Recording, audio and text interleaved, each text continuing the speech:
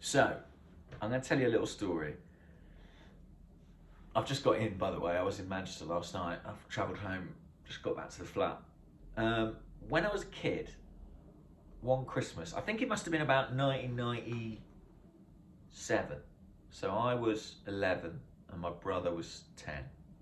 One Christmas, my nana, my dad's mum, brought me and my brother a PC game, and it was our first ever football management simulator. It was Championship Manager 2. Great game, if anyone recalls it, and it was the 96-97 version. Very exciting time. There was an influx of foreign stars to the league that summer. People like Gianluca Vialli, Emerson, Branca, Juninho, Ravinelli, people like that. And my brother and I, in those days, we used to play cooperatively. We used to manage one team and sort of make the decisions by committee. Kind of like, Roy Evans and Gerard Houllier. So I just had to get rid of a notification. And the first time we ever played it, because he was a Chelsea fan, my brother is a Chelsea fan. What can you do? We played as Chelsea, who had Vialli. It was a good squad. That they had Ruud Gullit, Mark Hughes, John Spencer, Dennis Wise, all that sort of gang, Robbie Di Matteo. So we would manage Chelsea, and I remember we would play I think we played quite an adventurous 5-3-2 system. Hughes and Vialli up top, someone in behind, Gavin Peacock in behind, or something like that. I could just list Chelsea players from the 90s for the full video if you like. It's quite niche knowledge. But what we used to do, every time we went ahead in a game, whatever the fixture, whatever the ground, whatever the stakes, we would go 1-0 up, and then we'd click on tactics, and then we'd cycle through all the default formations until we got to one called ultra defensive. And the minute we went ahead, we'd switch back. We'd switch to ultra defensive and just sort of hope we could see it out. And we were flabbergasted. We didn't know anything about football management, about game management, tactics. We couldn't believe it that we kept conceding. We'd go 1-0 up, 1-0 Chelsea, and then we'd go ultra defensive, and inevitably there'd be an equaliser. We were tearing our hair out. I had hair then. We couldn't understand it. And I remember one time my uncle came round, Uncle Rigo. His real name is Richard, but he's called Rigo, don't ask me. And he was watching over our shoulder, what's this newfangled football game you're playing then? And we showed him, and we played a game. We went 1-0 up, and then we were like, right, now we go on tactics and we go to ultra defensive, because we don't want to concede now that we're ahead. And Rigo was like, boys, what are you doing? You're on top. You've just gone ahead. You've just scored. They're on the back foot. Keep going. And my brother and me, our tiny minds were blown. We couldn't believe it. It never occurred to us that once you lead in a game, once you got your foot on somebody's throat, you should keep it there. And we never looked back. And I know what you're thinking. Can we get Rigo down to London Colney to talk to some of these Arsenal boys? Well, I'll ask him. He is a Chelsea fan as well, so he might not be willing to help out. But I tell that story because it is a bit of a problem for Arsenal. They do have a tendency, when they go ahead, to collapse in terms of territory and possession. Trying to think of examples where we saw that pretty egregiously. Leicester would be one, albeit that was on a 2-goal cushion. Arguably a more sensible, more comfortable position from which to do that. I didn't think this was as bad as that. It was more of a seesaw game. There were spells where we did control the ball, where we did threaten, but I do think the second half of that first half was problematic because we allowed United back into the game. If United go in at 1-0 down at half time, or we go in at 1-0 up, I think it's a whole different test coming out of the second half. they scored at a really bad time where it completely swung the momentum of the match. I don't think it's the plan. I really don't. I just don't understand why any manager would want that to happen. I really, really, really don't. And everything I see from Mikel Arteta on the sideline, everything I hear him say, suggests to me that's not the plan. Now, I accept that doesn't really matter because that's what his team are doing. So whatever the plan is, it's not manifesting. Why is that? The tempting thing is to say inexperience. I think it's more accurate to say mentality.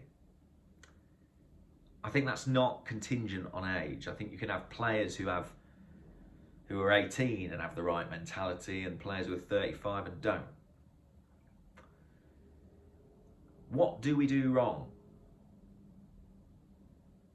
I think that a lot of it is to do with how the second phase of Arsenal's play. I actually think there were times yesterday we played out really well from the back.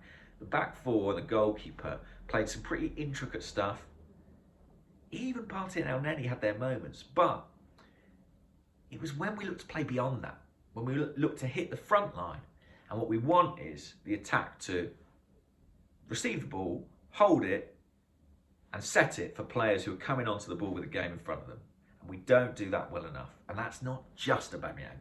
It is Aubameyang, but I think the same has to be said of Odegaard, Smith Rowe. I think we need more from them in that respect. I'm not going to say Martinelli because I thought he had a really good game and he did well on that in that regard. We'll come on to him. So it needs to be addressed, it needs to be fixed. Nonetheless, I thought Arsblog, Andrew, wrote a really good piece this morning because he's one of the few people who's pointed out that Arsenal made massive individual defensive mistakes in this game that decided it. I mean, poor clearance from Ben White in the first goal for United. What was the second goal? Oh, Nuno charges out of his hole, misplaces a pass. Kind of Liverpool all over again. I really like Nuno, but there's a price to giving him these minutes, and we are paying it, just so we'll know. And the third goal, madness from Odegaard, scored that great goal and then sort of cancelled it out with a crazy challenge. You can see what happens. He lets Fred run off the back of him and he panics. He dives in. I think as he dives in, he almost starts pulling out, but Fred is smart. He's put his leg across, and there you go. So yeah, you know, United weren't great on the day, but they made less egregious defensive mistakes, and they are devastating with their finishing. You know, think of the way Ronaldo took that chance that came to him. Think of the way Bruno took that chance. I'm not trying to hammer anybody individually, but there was a moment in the second half twice where the ball kind of came to Saka on the right-hand side of the box, and I think one shot was blocked and another one maybe straight at the keeper. Can't remember now. I think if that fell to like a Ronaldo or a Sancho or a Fernandes, there's just a decisiveness and a devastation about their finishing that we don't really have. And it's not just Saka. You'd have to say Aubameyang doesn't seem to have that at the moment either. Lacazette, you know. So yeah, in some respects this was a game decided by moments, but I suppose the frustration is it feels like it didn't need to be. That if Arsenal had accepted the gift of Fred treading on De Gea's ankle and kept pushing, kept on in that first half, we might be talking about a very different game instead of the kind of seesaw basketball game that it became. A lot of frustration with the manager around. I get it. Like I said, he's responsible for the performance, and this was a game that is going to sting because it's United, and for fans of a certain generation that will always sting because it's Ronaldo, can't stand him, because this isn't Liverpool or a City or Chelsea or a team on another level to us. This is a direct competitor, and because in terms of the league table it was basically a 6-pointer, and one that could have big repercussions on our final standings in the league. All that said, personally, I still think that there was a kind of line in the sand moment after the 5-0 defeat to City, the influx of new players in the team. I still think that since then, we have been beaten in 2 of our 13 games, and they were at Anfield and Old Trafford. I don't think we can call that a crisis. I think it's fair to ask questions, but I do think the sort of constant trapdoor of a defeat leading to a referendum on the manager, I don't think that's particularly healthy. I mean, each to their own, but it's not to my tastes.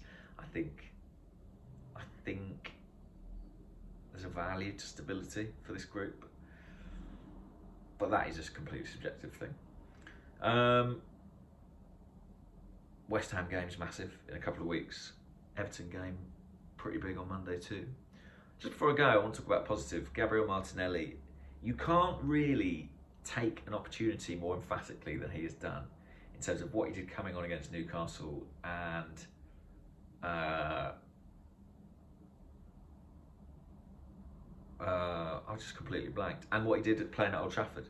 Came on, scored the other day, got the start in this game, was fantastic. There were times when he was tearing down the flank, cutting inside, being direct, being aggressive. He reminded me of Ronaldo when he was about Martinelli's age. There is a directness and a swagger to his play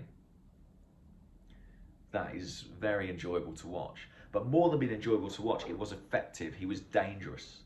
And the fact that he stayed on while people like Odegaard and Aubameyang came off shows you how impressed I think Arteta was with him. He deserves to play at Everton next week. It'll be interesting to see how Arteta manages that. Maybe a rest for Smith Rowe might be overdue. Let's leave it there. I could talk and talk and talk about this game. I've not been on any podcasts this week, so it's just you guys who get the benefit of my well, what benefit is there? Who are subjected, shall we say, to my thoughts. Right. Okay, I'm off to have a weekend now. Ta-ra, bye-bye.